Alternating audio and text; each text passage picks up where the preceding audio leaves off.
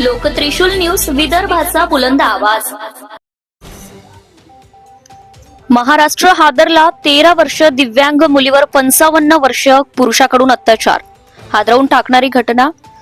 महाराष्ट्र राज्यातील नाशिकमध्ये एक मन हेलावून टाकणारी घटना घडली आहे। नाशिकच्या मालेगावात एका 55 वर्षीय वृद्ध नराधमाने एका 13 वर्षीय दिव्यांग मुलीवर लैंगिक अत्याचार केल्याची धक्कादायक घटना उघडकीस आली आहे। या घटनेमुळे संपूर्ण परिसरात संतापाची लाट उसळल्याचं चित्र आहे। या प्रकरणात पोलिसांनी आरोपीला अटक केली आहे। संबंधित प्रकरणाचा व्हिडिओ कॉन्फरन्सद्वारे न्यायालयात हजर करण्यात आलाय।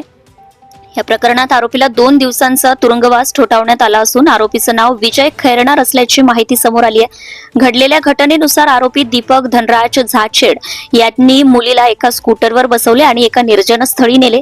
त्यानंतर त्या ठिकाणी अल्पवयीन मुलीसोबत घृणास्पद कृत्य केले। या घटनेची माहिती पोलिसांना कळताच पीडितेला पोलीस ठाण्यात नेण्यात आले होते।